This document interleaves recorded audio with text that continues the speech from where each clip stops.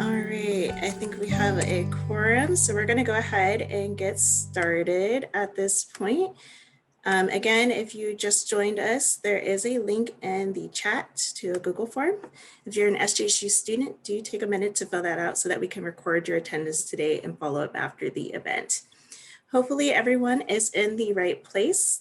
This is the Ask Me Anything with Seagate employees, and we're going to go ahead and get started. So good afternoon, everyone. My name is Christine Bautista. I'm the Career Counselor for Education and Public and Human Services. And I'm here today with Larissa Bates, my colleague, and she will also introduce herself. Yeah, so my name is Larissa Bates. I'm the Career Counselor for Business, Financial Services, and Logistics. And I'm also support for the SJSU's mentoring platform, which we'll be discussing a little bit later today. Thanks, Larissa. So we're going to move on. So briefly, our agenda for today is, we have our, welcome and check-in, which we're doing now. So again, if you haven't signed in, please make sure to check the chat box for the Google link. This is only for the students.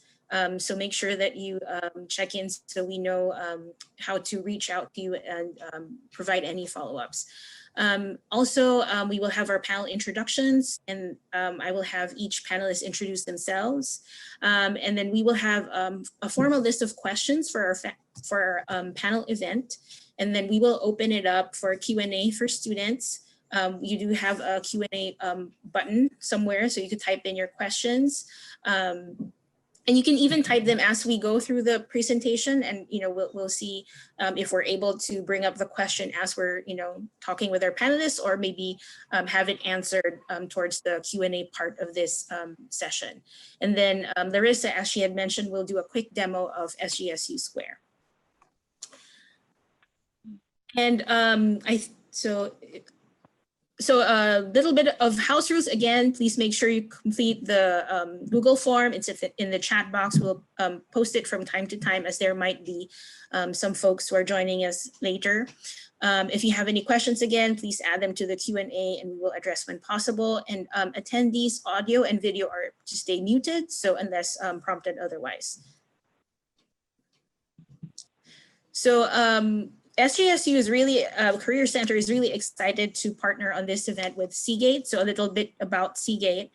Seagate crafts the data sphere, helping to maximize humanity's potential by innovating world-class precision engineered data management solutions with a focus on sustainable partnerships. So you can learn more about Seagate by visiting their website or following them on Twitter, Facebook, LinkedIn, YouTube, and subscribing to their blog. And all of these links you can actually find on the SJSU Handshake registration for when you signed up.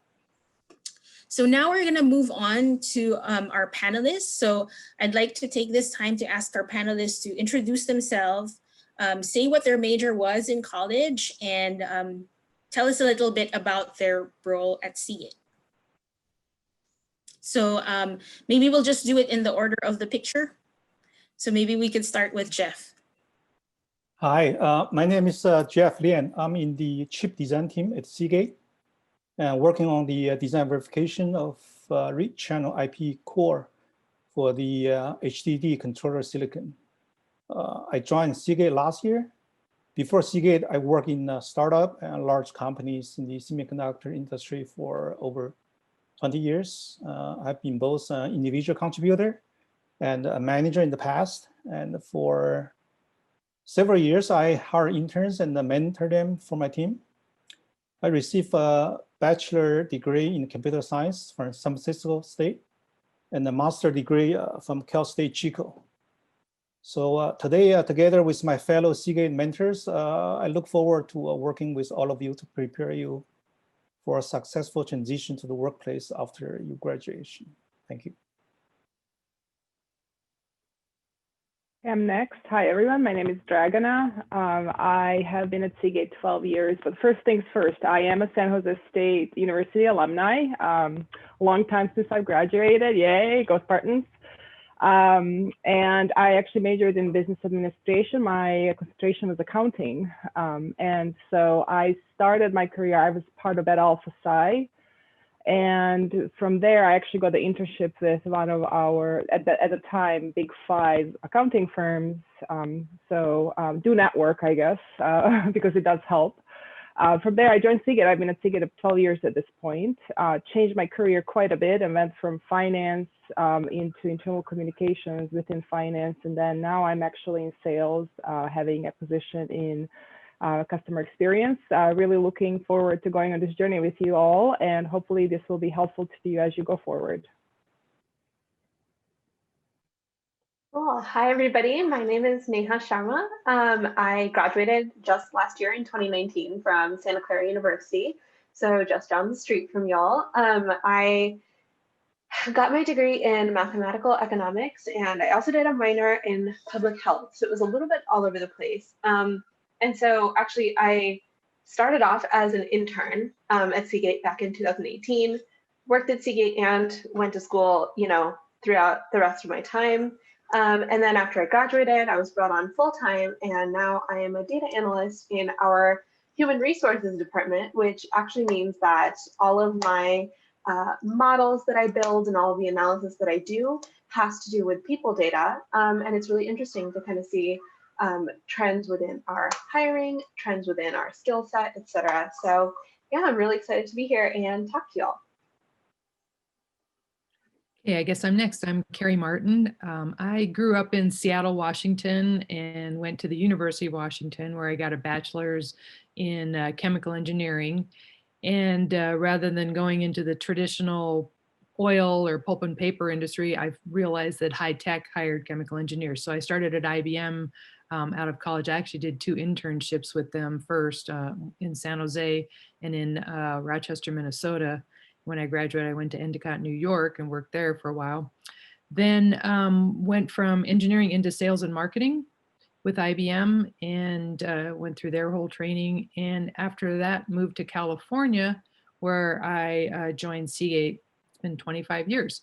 And I've been in the quality organization at Seagate, but I've done a lot of different roles within that organization. We can talk about more of that later, but it's been very interesting to try out different things, work on different projects that are global and cross-functional, and learn about all the organizations at Seagate. And most recently, I've been working very closely with Dragon, actually, on a customer experience work that we're doing, which is really exciting. So, and I love working with the colleges. I have 3 kids. 2 have already graduated college. 1 is soon to graduate. So to watch them along their journey, I think there's a lot that we can all share and learn from each other. So I'm looking forward to working with you guys and seeing where we go. So thanks. Over to you, Nancy. Hi, I'm Nancy. I actually work in Minnesota and live in Minnesota, but Carrie is my direct manager, and she thought this would be a fun thing to do, and I jumped on it because I love this kind of stuff. I went to Carleton College in Minnesota, majored in biology with a minor in Chinese literature and language. And then I interned at Seagate when I was completing my MBA. And then I took a 3-year detour from Seagate and got a lot of experience as a supplier quality engineer and a manufacturing quality engineer on the factory floor. And then I came back just the beginning of this year. And now I work with Carrie in corporate quality. We do high-level strategizing on how to deploy our AD system at the organization. And I'm also pursuing another master's in technology management.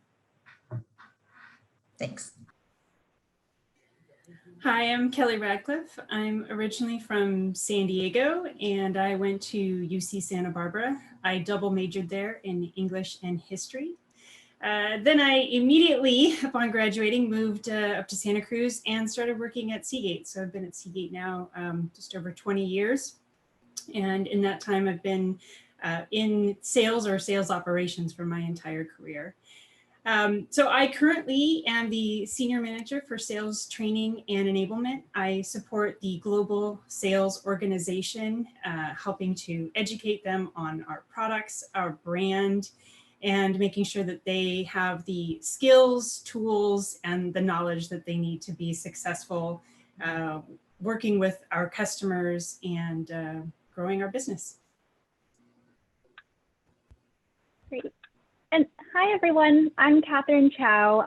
I graduated from Santa Clara University as well as same as Neha a couple of years ago, and I hold a degree in communications, also a graduate degree in communications. So kind of pursued my passion there. Right now, I work as a senior internal communication specialist at Seagate, and that entails essentially where my team focuses on informing and inspiring employees about Seagate's values, our strategy, our community engagement programs, and much, much more to global employees and also employees at our different locations around the world. I'm really excited to be here, and I'm looking forward to hearing from our panelists and also questions that you may have for us today. So thank you. Thanks everyone for introducing yourselves. So now we're going to move to the we have a formal list of questions. I think we have about 7 questions. And for this portion, whoever among the panelists are inclined to answer, please do so. We're not requiring everyone to answer, but if you feel like you want to share, please let us know. So the first question is, what advice would you give students graduating or coming out of college in navigating finding their first job? So who would like to answer first? I'll go first. So I thought I'll go first because I just graduated last year and I just went through this.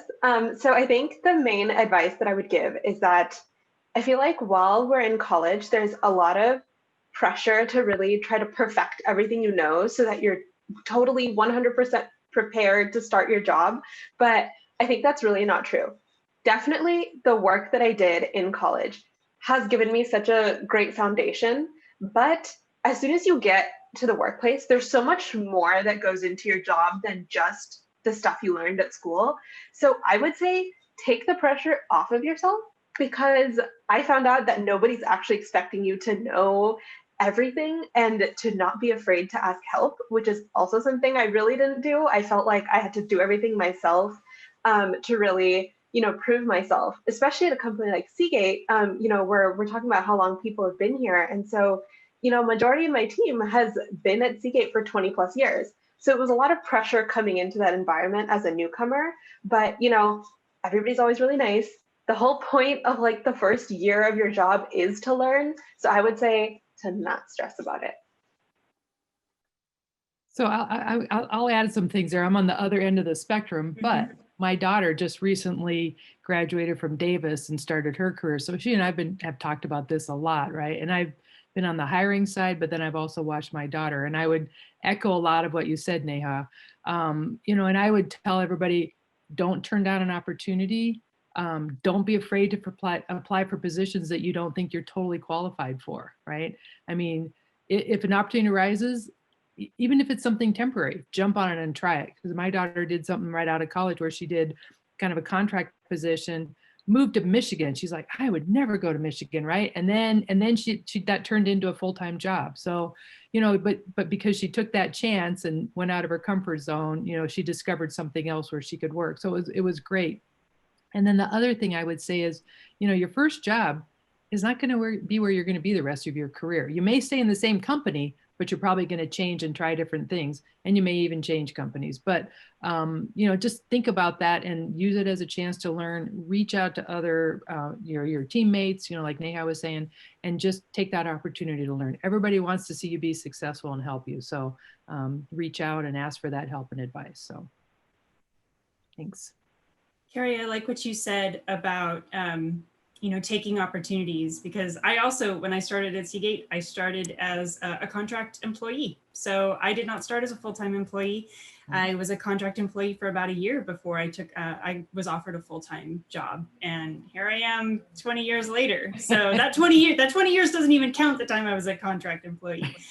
So yeah, and it's all about, especially early in your career, you want to build the experience. So it is actually an opportunity to try different things, and like Carrie said, I think no matter where you are in your career, don't be afraid to apply for something, even if you aren't 100%, ticking all the boxes on how the job description is written, because somebody may change their job description based on meeting you and seeing you. I can speak a few practical points. For your resume, it's always a good idea to get, if you have a friend that has been in the workplace for a while, in the same area of your major, you want to get a second opinion, and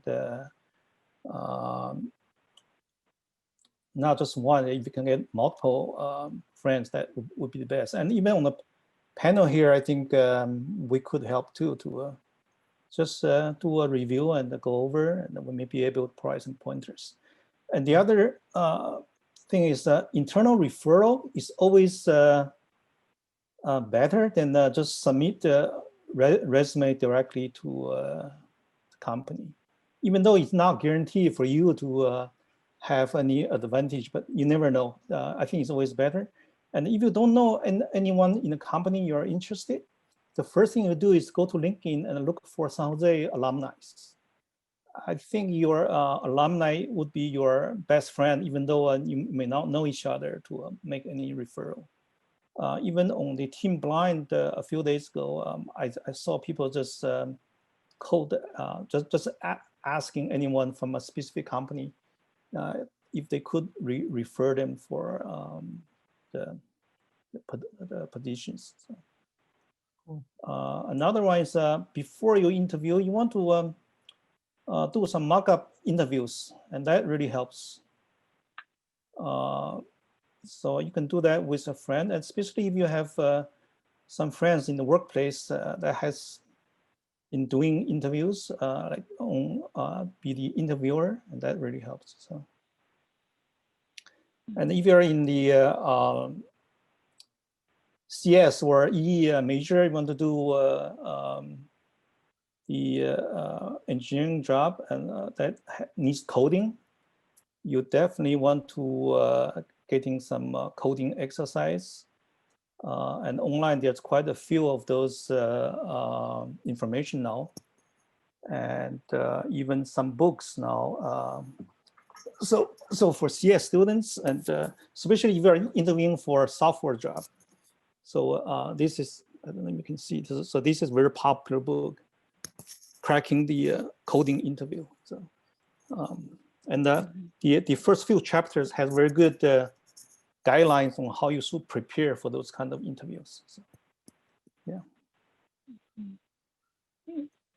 And I just wanted to add, I think the advice that all my fellow panelists have said is very true, kind of coming out of college, just trying, going into a job, and there is not an expectation for you to know everything. There are transferable skills that you can take from your kind of through your degree and your education into the workplace, but most of those skills that you're learning are on the job. So definitely don't be afraid to, continue to learn in your first job. And a second thing is, I think this is oversaid, I think, but networking is really important as well. I think in my personal experience, actually while I was in grad school, just as a student, I was able to reach out to just people I hadn't even known before on LinkedIn that I thought, would have or in careers that I was interested in, and just asked to conduct informational interviews.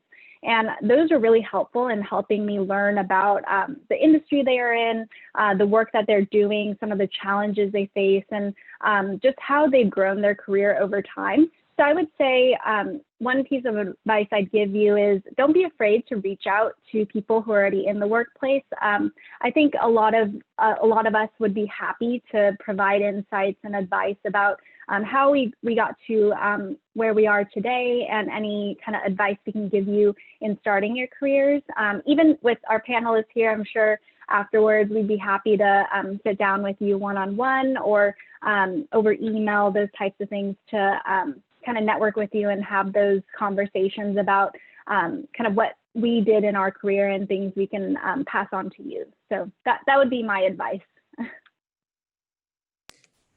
Thanks, everyone. So I think we're going to move on to the next question. What was the hardest part about transitioning from life as a student to life as a full-time employee? I'll take a stab at that. I think one of the most difficult things is that when you're a student, you kind of have this idea that, like, kind of what Neha was talking about, like, I can do this by myself.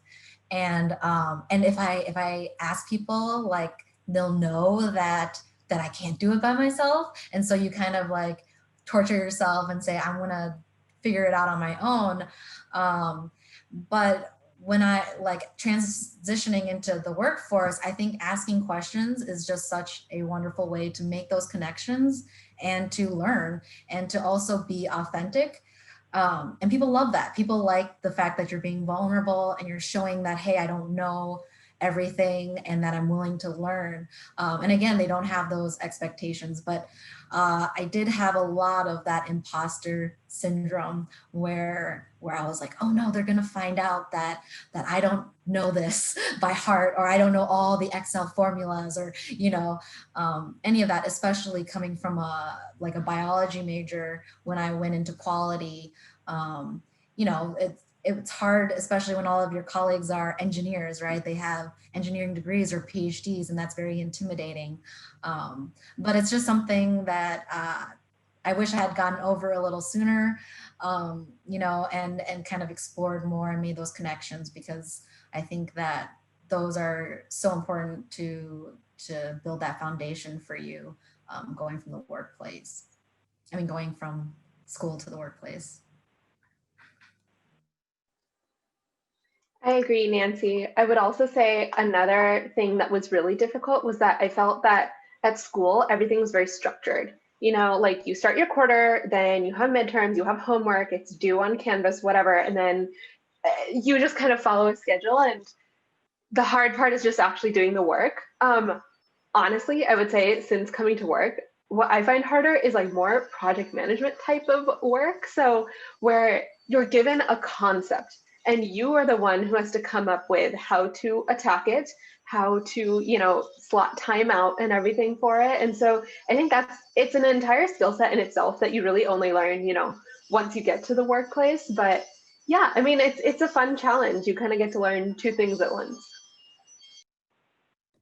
I think also, just as now that you were talking, it reminded me, I also felt like, in order to be perceived as someone who's super hardworking and like a perfect employee, like I always have to be, doing something. I always, out of the 8 hours, I can only take my 30 minutes for lunch or whatever. And that, I would put that kind of pressure on myself. And so I wouldn't check out the extracurriculars at Seagate or things like that. And I think you should trust yourself. It's kind of the same with college, right? There are times that you're going to work really hard and there are times that you're going to explore. And I think both of them are just as important, as one another, definitely. So yeah, that reminded me of that.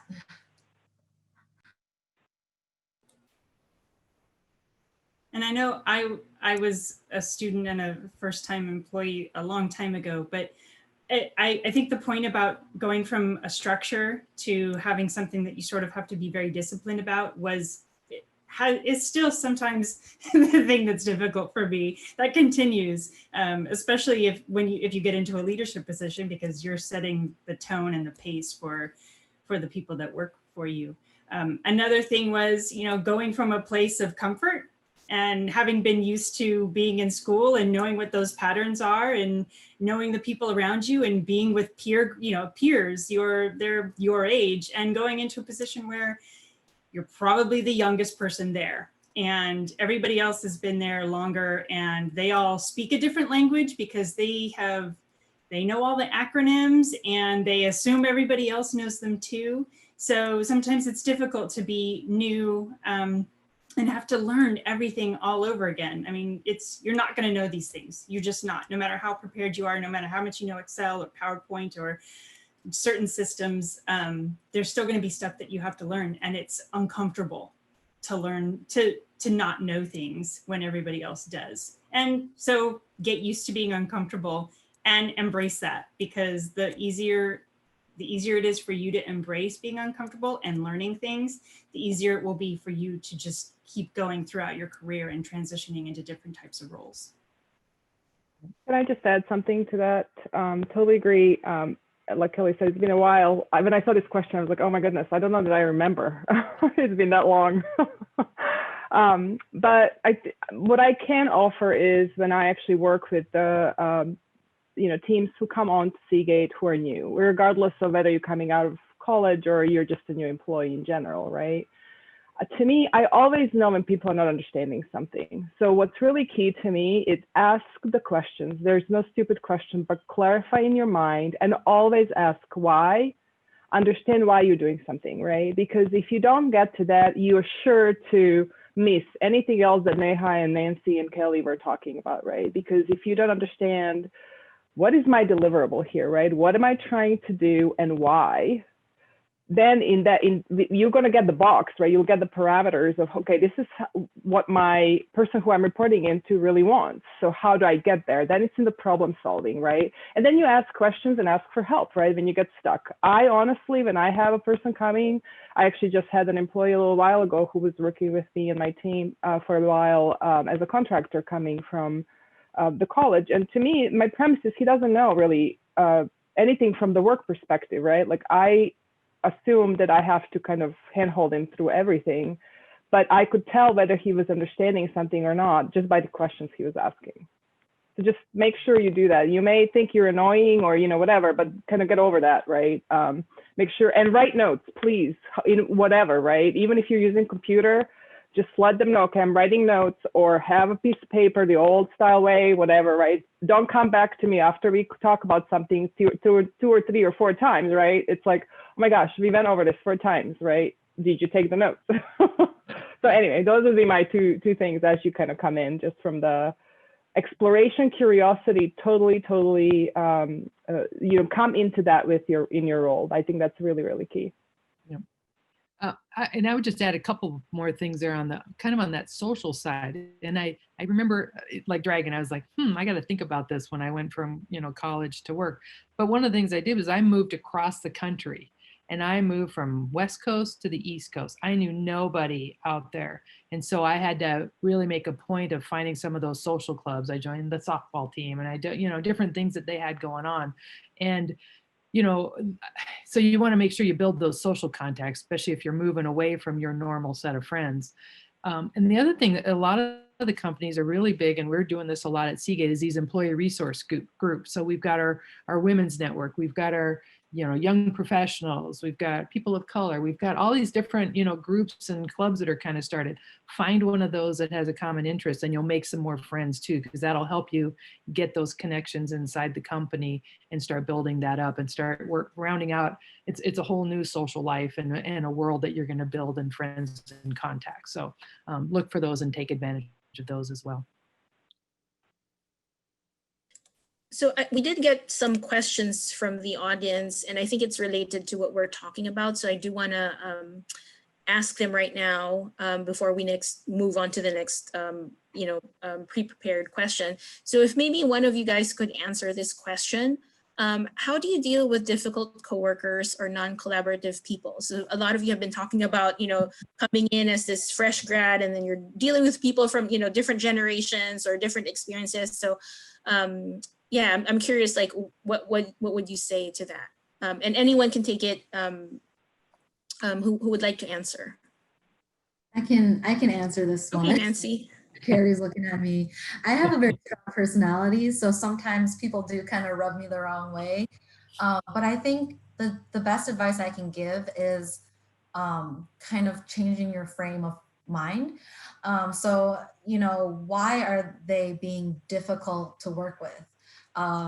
There's one method that my colleague tells me, Terry, which I think has worked really greatly. If you don't get along with someone, especially with this, you know, like I work in Minnesota, sometimes I don't get along with somebody in California, and it's like, well, I can't like buy them coffee or whatever, but is really try to make a personal connection, is, you know, have lunch with that person and kind of, and have them get to know that you're human, and you have to get to know that they're human as well. And a lot of times it's miscommunication, it's cultural differences. People don't mean, I think I've learned that people don't ever try to be difficult to work with. It's really kind of learning how to work with this other person. And it's different for every situation, right? Sometimes some people talk ideas and they don't have a concrete, you know, I want this. So you have to be like, okay, well, I'll draft up some prototypes or whatever. Some people need direct instructions. Some people need more space. So these are all things that you're going to learn. But it's true. I think if you can meet them outside of work, not like in a non-work related scenario, like a lunch or anything like that, it really humanizes them and yourself as well. And I think that always works. You know, you can't, it's hard to feel dismay towards a person that has taken the time to try and get to know you. So that's definitely one, I think. Thank you. So we have, I think there's maybe two more that we'll entertain in this portion, and then we'll leave the rest maybe towards the Q&A, because I do want to get through the formal questions. But the next two questions I want to ask, and again, just maybe one of you can respond to each question. The first question is, how important is your major when applying to jobs as a new college grad? For some of the positions I've seen, I have skills, but not the major required. So who would like to answer that? Yeah, I can say a few words. I think for new undergraduate students, if you can demonstrate the skills and knowledge, it may not be as important as you thought. Like say, if you have an engineering degree and you have been doing, like for example, if you want to look for a software programming position, and if you have done a lot of those on your own or in high school, and you can demonstrate the skill and knowledge, then it would be perfectly fine to try it. Because you have to understand, in the early days of the Mac OS, a lot of the well-known programmers, they are not from engineering or CS background. It's from all the humanity area, and that's what's, so yeah, so anyway, I don't need to say too much more. Thank you. So it sounds like, Jeff, basically like, you know, your major does not dictate the kind of positions you can go for, right? Like if you are, yeah, yes, so especially if you are young and new, and like say if you have a 10 years experience and you're trying to look for a senior position, then that would be harder. It's a different story, yeah. Right, but if you're a fresh grad, like you have opportunity to explore. Yeah. And it looks like what in addition to maybe the major, I mean, if you have the major, great. If you don't have the major, at least like have some experience or skills, right, related to what you're going for. But so can I just interject just really quickly, because there's actually a bit of a difference in general between, and I'm generalizing, so I don't want to offend anyone, but between kind of how women approach the job and search, right, and how men approach the job search. Apply. You have nothing to lose, right? And especially for women, we go through and nitpick every single little possible thing that we cannot do, and then discourage ourselves and don't even apply, right? So don't do that. And I would agree with Jeff. A lot of times it's skills and the fact that you actually got a degree and that you've gone through building yourself as a person, and we know that you're working hard and all that stuff, right? So all the worst that can happen is they're not going to respond to you, or they're going to say no, right? So if you feel something is good enough, just go for it, please. Don't stop yourself before you even started. And then the last question I want to ask before we move on to the next formal question on our slide deck is how important is your GPA when applying for jobs as a new college grad? And I'm guessing this is more specific to Seagate. Well, I have a story to share actually with everyone. So and my answer would be depends where you apply. I don't know whether that's correct today, but that would be my answer. And I was actually in a situation, so I work for big four public accounting firms. They do not look at resumes if they don't even look at you, right? And your resume if your GPA is below 3.5, right? So I had someone who reached out to me out of my network maybe a few years ago, and they were really looking for a job and wanted to get into Deloitte. And I reached out to some partners who I knew there. I had a very good relationship with them, really tried to help. And the bottom line was his GPA was about 2.8, right? 2.9, something like that. And they're like, you know what, would love to interview, right? Or whatever, but like this is a non-starter, right? Like it's not even close to us being able to accommodate, right, at all.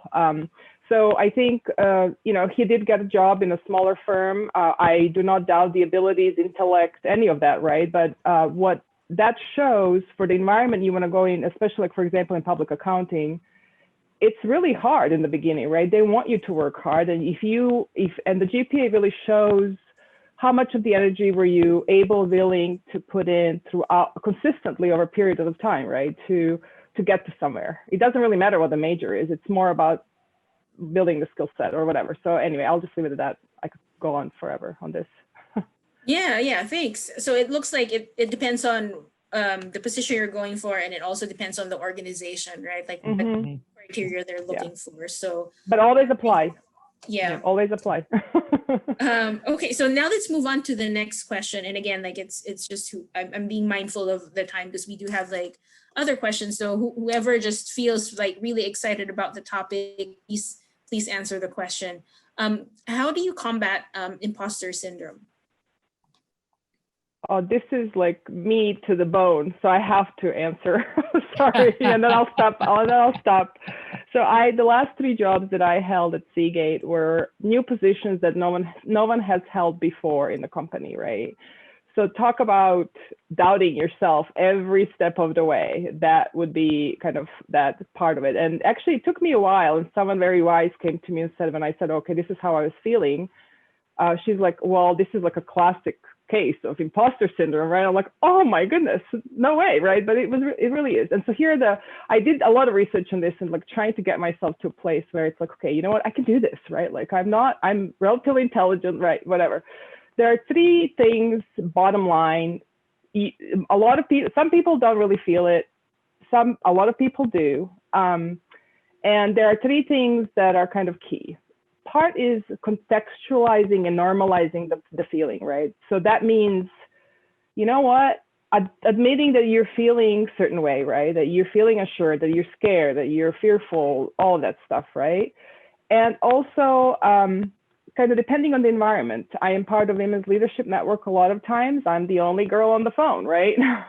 Right. So, okay, should I be feeling really comfortable or not? Like, well, sometimes it's not so comfortable, right? And sometimes I actually have to fight for my word to get the word in.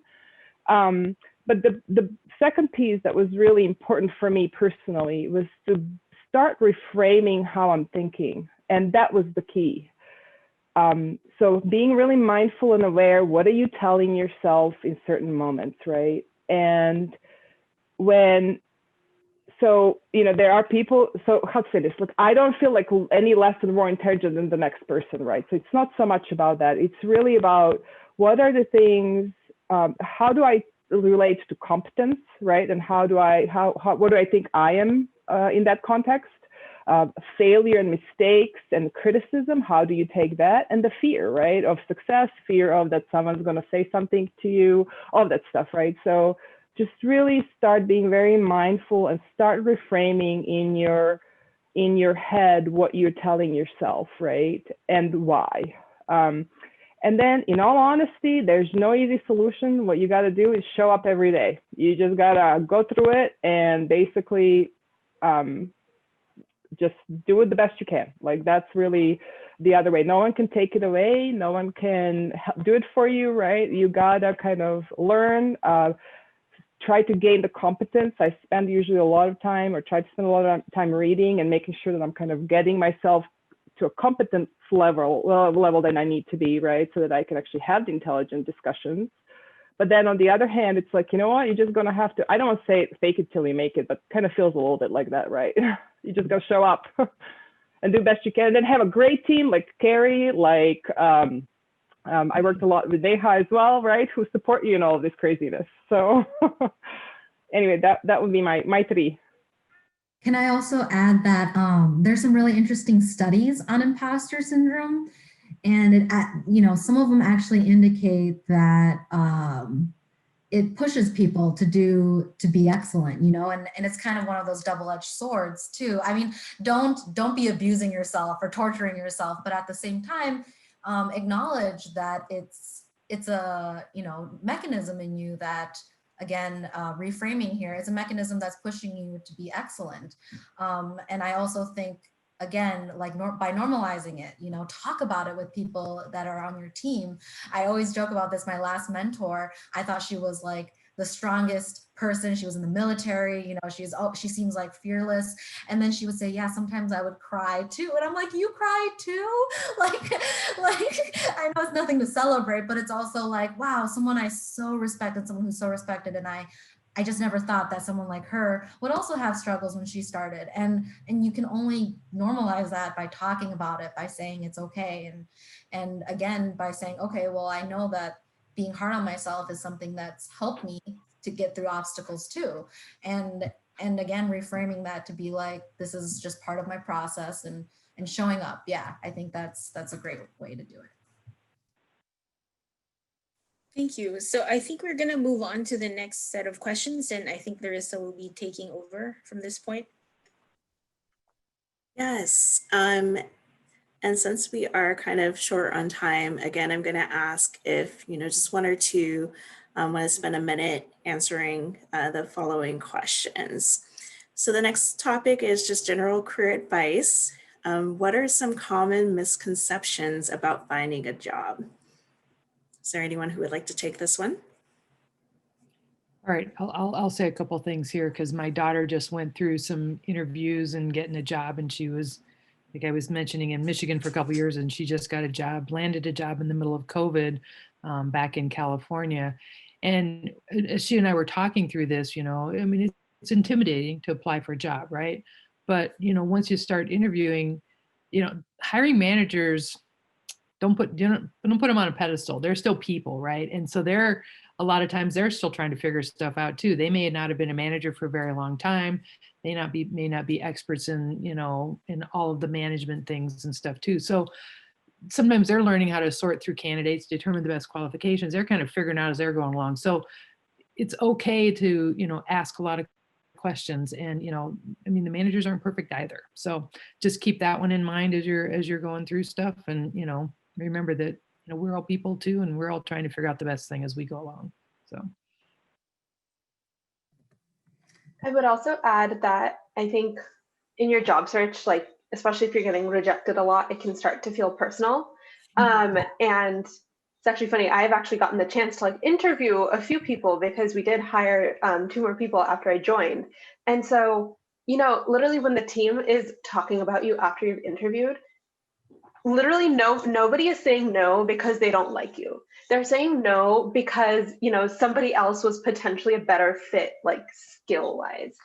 I think, when you're going through and like getting rejected and like, obviously I went through that not too long ago also, it gets you down a lot. And I don't think that's how you should take it at all. Like when we're talking about you very objectively, and we're not saying like, ooh, I didn't like her hair. Nah. So it's all good. Definitely, I agree. And I think that don't take no, get used to rejection. But again, it's the same thing with universities, right? When someone rejects you in a university, the reason is not because they don't like you. It's because they have an idea, or they have the experience of what is a successful student at their university, right? Like I've known people who get accepted to all these universities, and then there's this one that's like they didn't get accepted to, and they're all heard about it, but it's really, it's a fit. You're also interviewing them. But also if you do get rejected, it could just mean no for now. There have been so many situations where I interviewed the company that I went to after interning at Seagate. They interviewed me for 4 different positions, and I was like, by the 4th one, I was like, I'm done, but they were trying to find me the best. They wanted me as a person, but it just wasn't right. And so they kept me in the back of their mind. And actually the 4th one, they ended up creating a position for me because they didn't find one that fit. And so don't, burn those bridges. Don't think that, this is the end. Same with Seagate, because at the time when I interned, there was no full-time position open for me. And I was really, heard about it. And I just thought it's something about me. But, 3 years later, I got a ton of experience in other areas and I got to come back too. So sometimes it's really timing, and don't let it get you down. Yeah, lots of great advice. Sounds like, that first job is not always your forever job. And then also, stay persistent as you're going through the application process, and keep applying. You'll get a yes eventually, it sounds like. So thank you guys for sharing your stories. So I can say a few words on for the interviews. I think even though you're applying for entry-level position, I think everyone should be prepared to ask questions. I know some place it's kind of one-way street, don't give you a chance to ask questions, but you should be prepared. And you want to find out if the people and the company is really the one you want to work for, especially if you have multiple offers.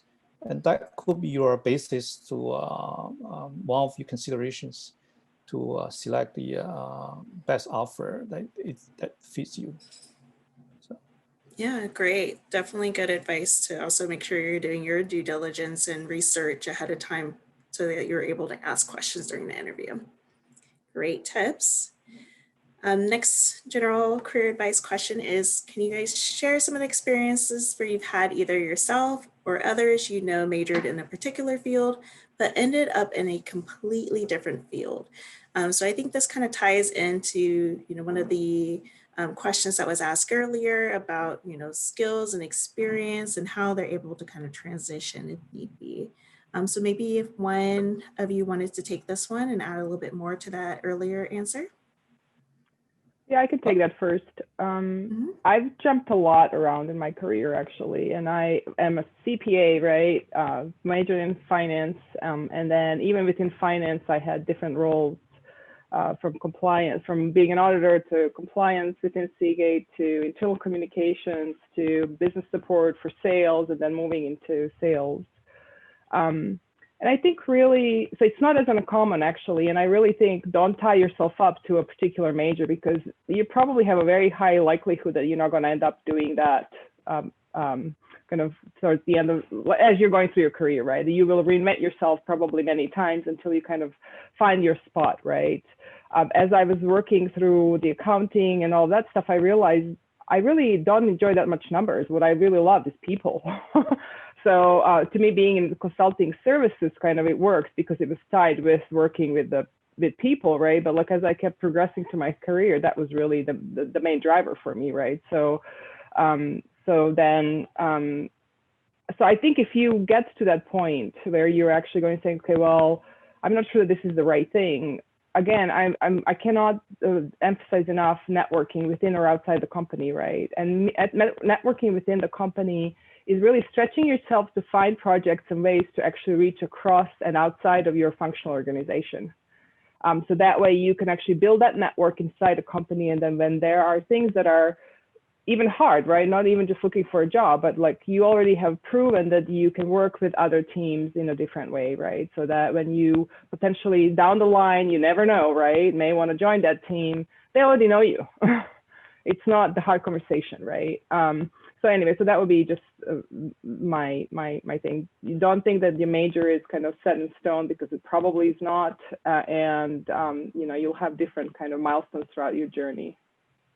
Yeah, definitely great advice, right? It's not necessarily your major, but kind of the skills and what you enjoy kind of in your work, kind of paying attention to that as you go through your career and doing more and more of that.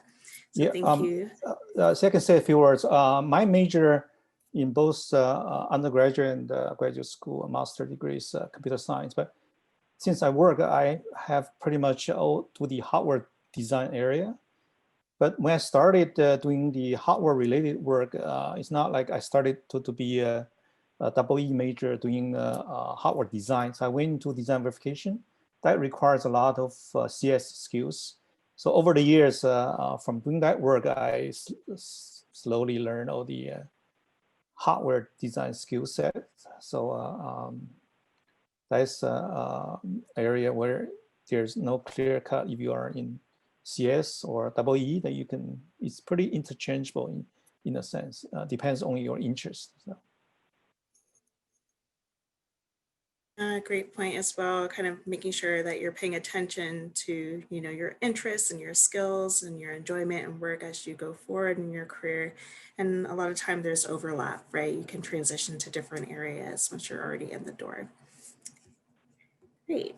So next we're going to talk for 2 questions about job growth and highlight. And then I do want to make sure that we have time for the students that are here today to ask their questions.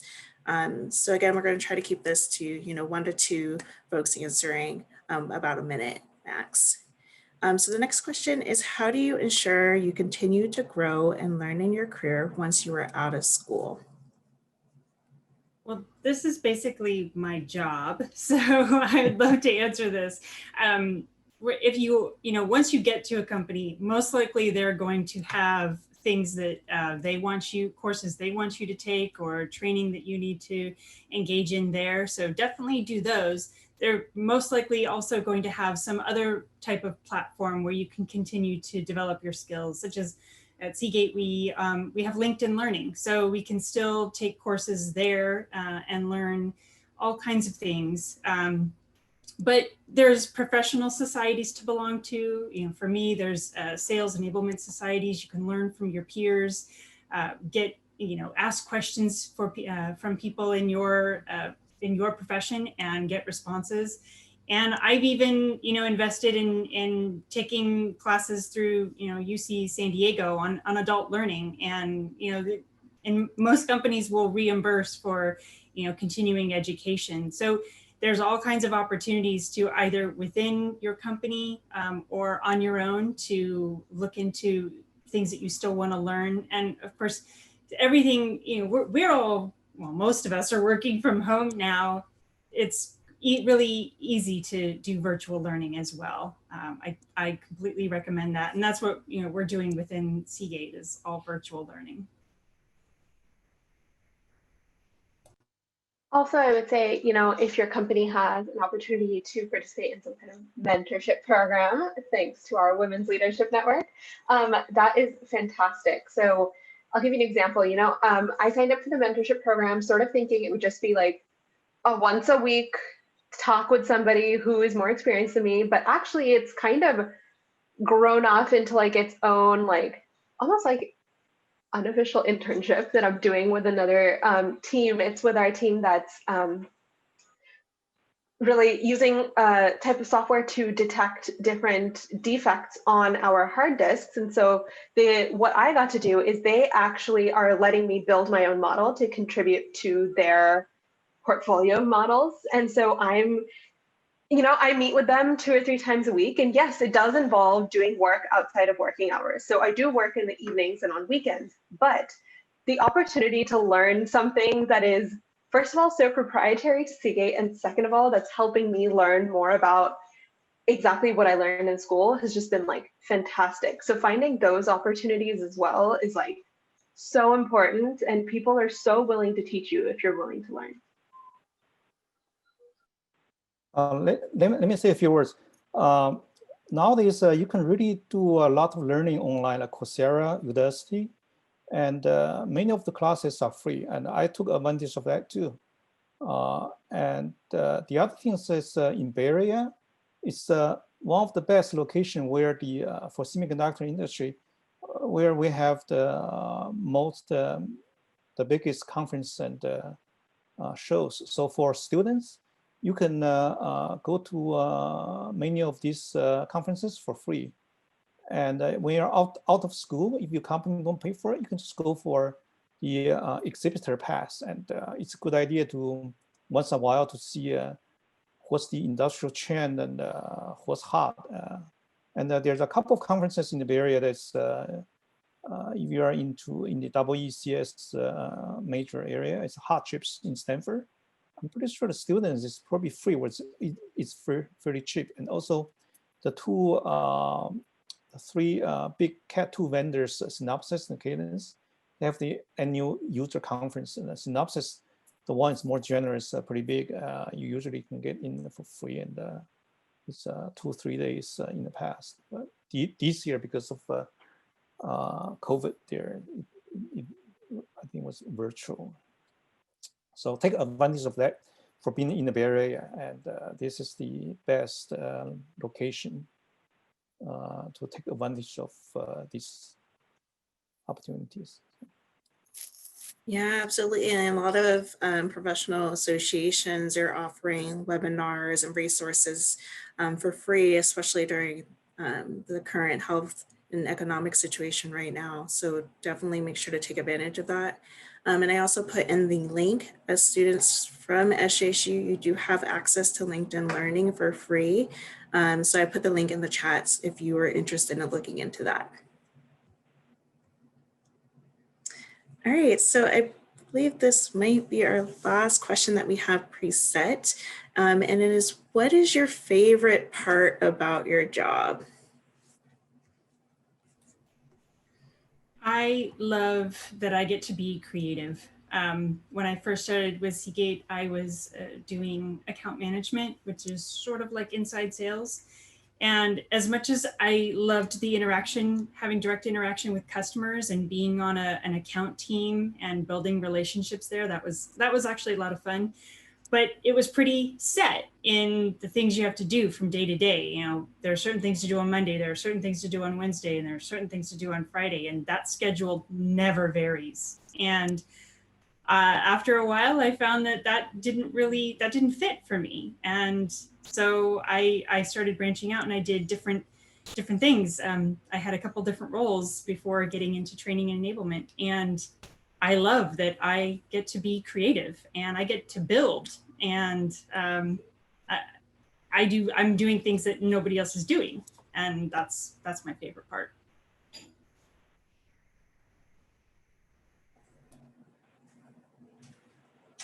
Anyone else want to take this one? Sure, I'll go. I was waiting for Carrie. But for me, it's definitely about people who I work with. I think when I reflect on my 12 years of career, it was really, that's fun. That it's really feeling supported through, ebbs and flows of life and work, right? And so I've been at Seagate 12 years for a particular reason. That's one. And then I think the second one is really, for me, what works best is when I'm challenged and kind of having an opportunity to go into the new areas and like try to build something. I, as you know, struggle with that, but then also I kind of thrive in that as well. So it's kind of weird, but I kind of seek that out. So being challenged, having ability to learn, and definitely people I work with kind of would be my top three. Okay, so now I'll go. So, and some of my favorite people are right here on this call, right? So Dragon and Nancy, Kelly. I mean, I've worked with all of you guys for a long time, and that is definitely, it sounds maybe a little, trite, but it's true. It's the people I work with, and it's the team that, I'm surrounded with, that I love about my job. And it's one of the reasons I've been at Seagate for 25 years, right? Also, I've gotten those challenges and I've gotten those opportunities to work out across other organizations. And to me, I find that that's fun to bring groups together. And sometimes it's about introducing people that didn't even know about what other groups did, and kind of bridging those things and finding how we all connect and really work towards a common goal. And right now I'm learning a lot about customer experience, which again is when I'm in those learning modes, that's when it's the most fun. So anyways, there's a number of things, you have to remind yourself of those things every so often. Can I piggyback off of that real quick too? I think one of my favorite things is that I can be myself at my job. I used to, again, I think this is the imposter syndrome, but I used to be like, oh, I got to pretend that I'm like very, you know, like obedient and just whatever you think of a professional, right? But I think, again, we're all human, and there is going to be a company, more than one company, that in more than one team that's going to appreciate what you bring to the table. And it's okay if you don't find that match right away. But I think part of loving my job is the fact that, like, I have the self-awareness, but I also know that if I feel kind of iffy about anything, that Carrie, my boss, has my back. You know, she knows that I have the right intentions. She knows like who I am as a person. And that's, I think that's a huge part, besides like the actual doing of the job, but feeling that support and knowing like you have people who have your back, that's just the best feeling. Awesome. And Catherine, did you want to add anything, or Neha or Jeff? Yeah, just to kind of echo what everyone's been saying, I think for myself, just working in internal communications, part of it, just like what everyone said, is the people that I'm working with. I've been at Seagate for a little over a year, so fairly new. And it's definitely where my team and the extended teams that I'm working with, even these panel members here today, I just feel very supported whenever we're partnering on different programs, working together to figure out solutions to different challenges. For my internal communications team recently, COVID has impacted a lot of the communications that we're doing at the site level for our different buildings that we have, and then also at the global level for employees. So having a team around you that is kind of working together to solve this very unexpected and challenging time is really important. And also during when things are kind of normal, just working on projects together and feeling that support by your coworkers, your immediate team, but also extended team, I think is something that I love about my job. I think also speaking to what others have kind of talked about is being able to have the opportunity to build things from the ground up. Within my team, I've had that opportunity a lot for internal communications to build things like changing the visuals of our emails, something as simple as that, to leading different programs associated with communicating with our employees. So I think having that range of opportunities within the company, within the role that I'm in, it's definitely something that I look forward to every day. So just wanted to add that. I can say a few words quick. So I'm in the chip design work.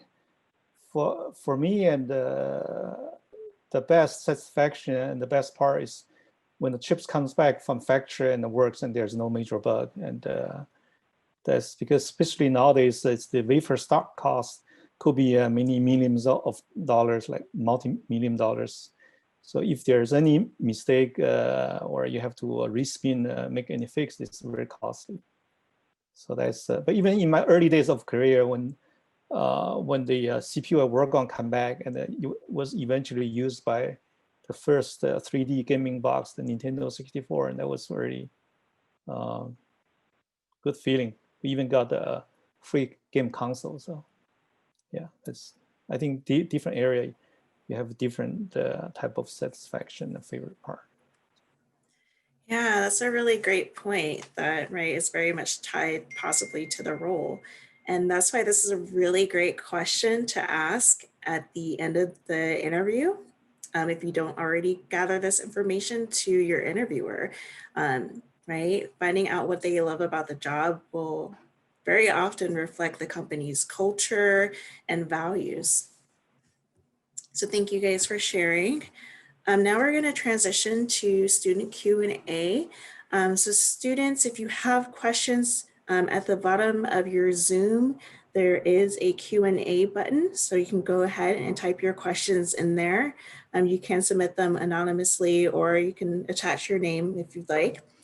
Or if you would prefer, you can raise your hand and we will call on folks. We'll try to get through as many questions as possible within the next 20 minutes or so. So again, go ahead and submit those if you haven't already. So we already have about 6 on the queue. So I think we'll start with that, Larissa. And then for the panelists, if maybe one person could be the main person to answer, just so we can make sure that we get to all of the questions.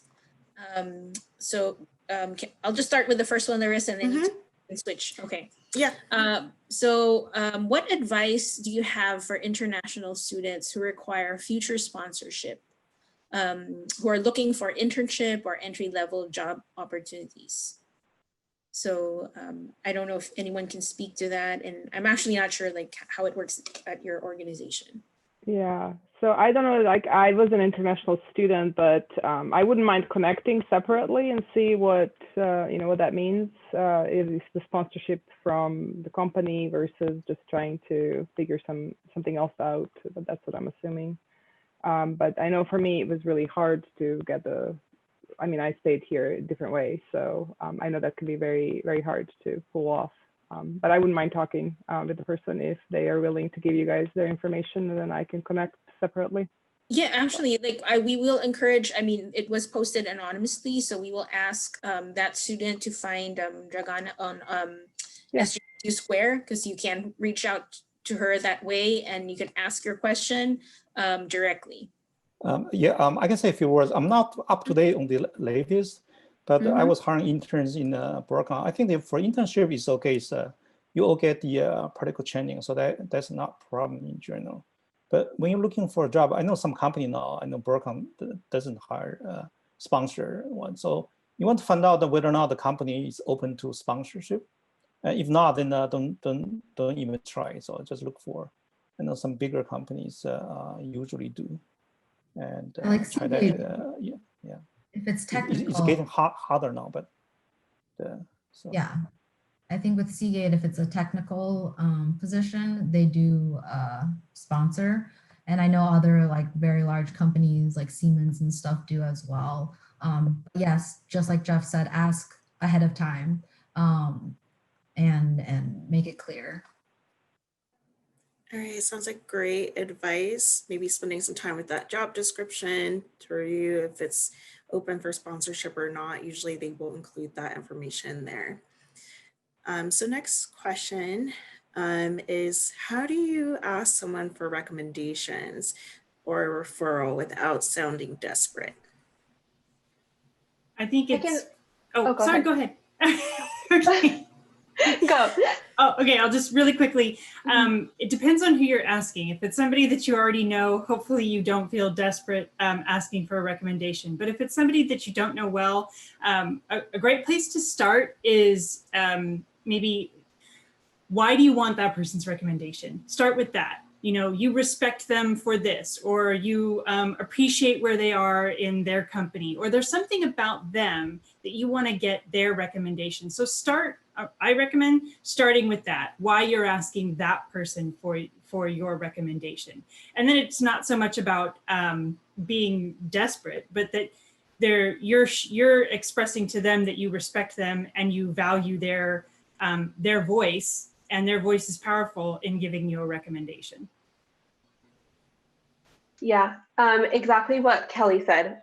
So I'm a data analyst, which right now is a very hot field. One thing, I think people don't look at my profile to find out that I am more or less the same age as you, which means I more or less do not have hiring power. Second of all, I want to say, like 20 LinkedIn requests a week with, people, sometimes they'll message and say, I would love to sit down and talk to you for 30 minutes just to talk about like your job, how you transition from school to whatever. And I say, absolutely, I'll help you. But a large number of them just message me and they say, can you find me a data analyst job at Seagate? And I'll say, I just won't even respond to those anymore, because, if you want a referral, just take the time to build that connection with the person and then, respectfully ask, I noticed XYZ job opening on your website, send them a link, don't have them look it up for you. And then say, I would really appreciate it if you could, either connect me with somebody who could, or if you could refer me directly. And I think that's the way to go about it, not just to message me, ask me to give you a job, because I can't do that. I either. think I like your point, Neha, about making sure you're connecting with people first and build a relationship. Like it's sort of like, you know, when you approach someone, you know, can I ask for money? Right? Like, no Yeah. money. That's the way it feels like when someone asks you, can you link me to this job? Right? Like, but if someone approaches you like, you know, can I have 10 minutes of your time to talk about like the culture at Seagate or whatever, right? Probably more inclined to give information and give them some advice. So I would suggest to our students, you know, connect. All of these mentors are on SJSU Square, you know, reach out to them, connect with them, you know, learn more about what they do and how it work, how it's like to work at Seagate, right? So don't just ask for a job. Like no one wants that. In the same way that no one wants to be approached for money, right? But exactly. to make that comment. So I think the next question here is some just job descriptions require that new hires are self-starters and able to work without much supervision. How do you balance vulnerability and self-reliance? I can say a few words. So for engineering work, if you work on a problem and you figure out the approach and the solution, I think before you really do the implementation, you want to check with your manager if your manager is very knowledgeable for this specific area and very technical, right? And if not, look for a senior person that can give you some assessment. Because what you don't want to do is you don't want to spend all the time implement something that turns out it's not the most ideal and needs quite a few changes. So you check with some more senior person or manager, so that can to build your confidence of getting something done and be successful.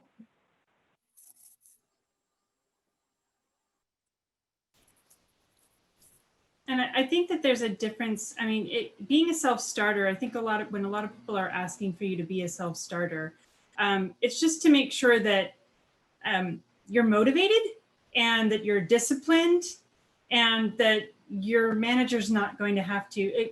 Most managers don't want to micromanage. They don't want to have to be over your shoulder or asking you repeatedly if you've completed something. And that if you're, that you're going to have some curiosity and you're going to go and look into things on your own and you don't have to be nudged every step of the way. So that's how I think of being a self-starter when I put out a rec and have a job description. If I'm asking somebody to be that way, it's because I want them to have that motivation to learn and to take some risks and talk to people, and not necessarily sit and wait for me to give them a list of, prescribing every step-by-step what they need to do. There's room for them to take some initiative and go get it done. I'm happy to answer questions and give direction, but I also like to see that people don't have to wait to be told. Yeah, that's a really great point, right? It's self-starting, right? Not necessarily finishing everything on your own. So it's still okay to kind of approach folks and ask for, the information that you need and, get the resources that you need outside of just your own work. All right, so that kind of ties into the next question, which is, what is the best advice to move up the ranks in a company? How should I be conveying my plans about my career? Definitely sitting down with your manager or hiring manager and being very clear about what you want. And sometimes you don't know what you want, but making it clear that you want to stay with the company and that, what are actionable steps that I can do to prepare myself for the positions that I want to be in. But on the other hand, too, you never know what's going to happen. People hire outside a lot and sometimes you might think, well, why wasn't I put up for that promotion? I always encourage people, even if they're in their jobs, that to keep an eye on what's going on in the market. So, maybe applying for jobs, maybe just looking at job listings, not to say like you should always be ready to leave, but also kind of knowing like where you stand and keeping your options open, because I think a lot of the times we think that that's like disloyal to your company.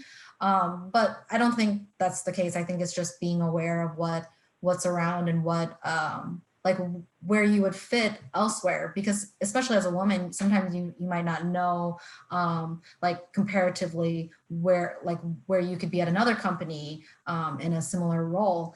Sometimes you get stuck. I don't think that's necessary. You know, you have so many resources nowadays, like LinkedIn is a great one, and networking too.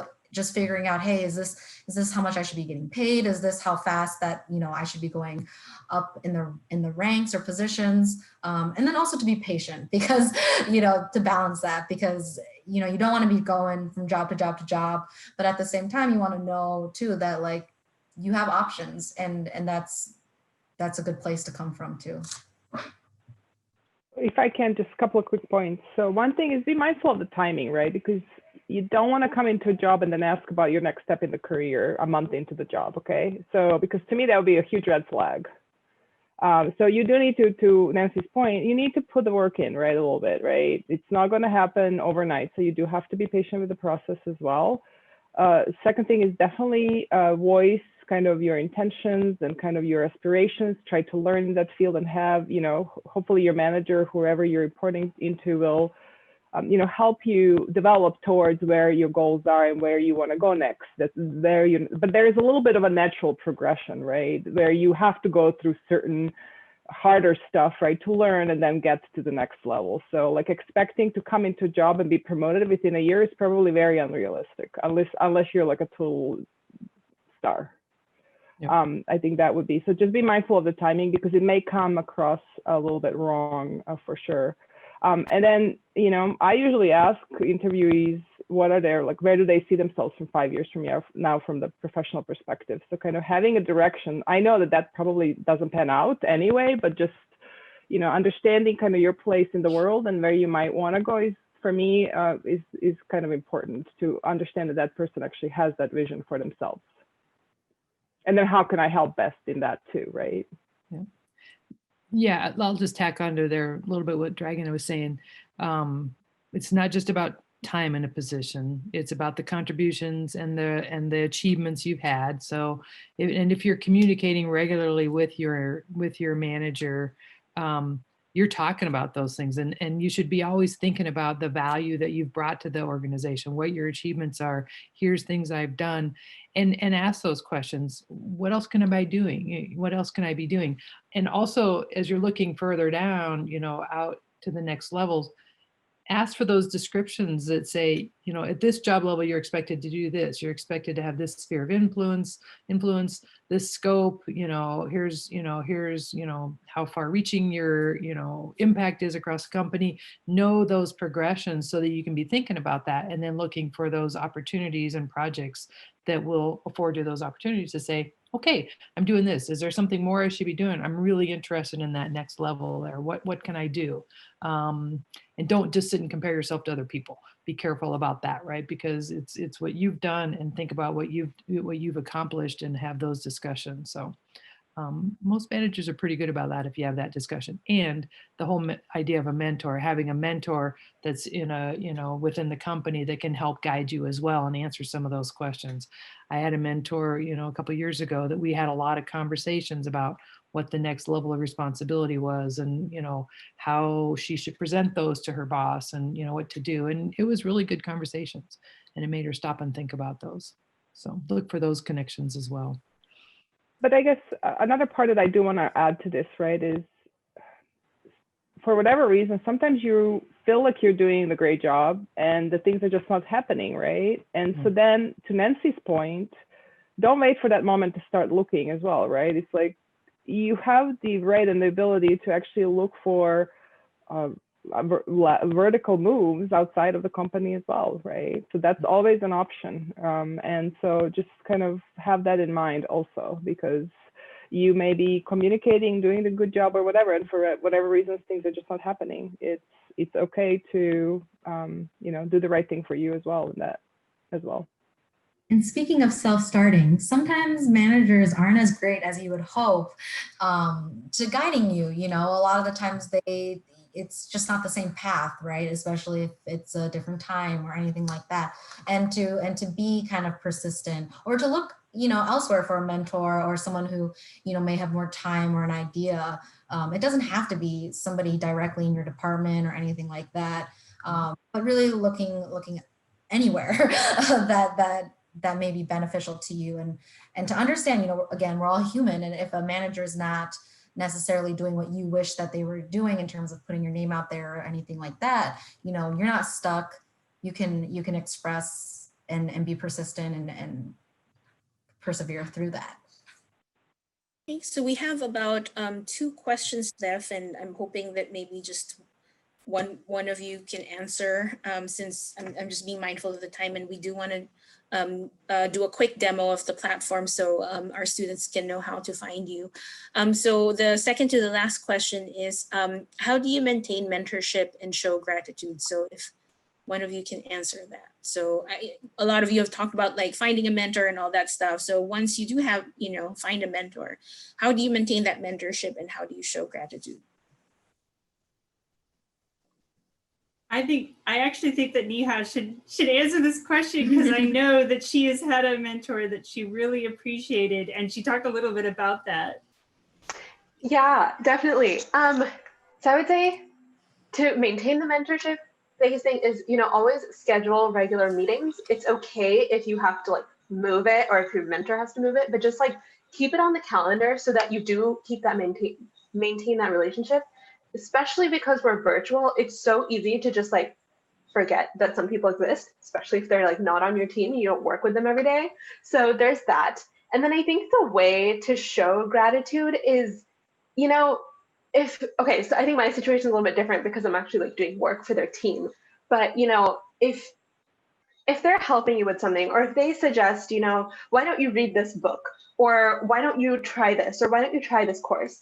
Don't just kind of take it at face value, say, yeah, that's a good idea, and then put it on your list of to do and never do it. I would say actually action on the things that they are talking to you about, and document them, and then share back with them that you're really taking their advice to heart and you're actioning on what they're asking you to do. And I think that's the best way to show gratitude, apart from saying thank you and all of that, but just showing them that they are really actually having an impact on your life and your career goals and all. And I think that's really what people want to look for.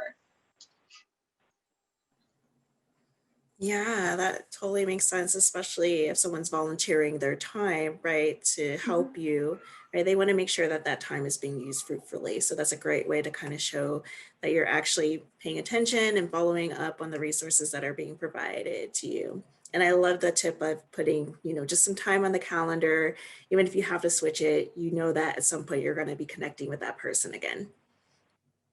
All right, so the last question that we have, is like what to do after being rejected from a position. So I think I'm going to have Jeff take this one because it looks like it is an engineering question. So I got rejected from the summer firmware engineering intern role. Do you have any advice for firmware engineer students? What do you think students can do to successfully get the interview for a Seagate internship? Yeah, the first thing you learn is you need to take a rejection well. It's not black mark on your person, or it's just a lot of time opportunities are very competitive. But the good thing is that there's also opportunities elsewhere. So what I would suggest, just find as much opportunities as you can and apply them. So don't focus on one or two, and then when you get a rejection, that's you would feel like pretty hard on that. Yeah, I'd say just try again, and sometimes you can get unexpected opportunities. So. Yeah, so just staying persistent, and maybe if there was any feedback that was provided from that interview, like working on those skill sets and trying again. Yeah.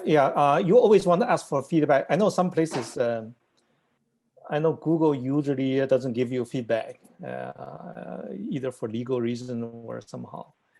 Some places don't do that, but many places will give you some feedback, and that would be available, and that you can.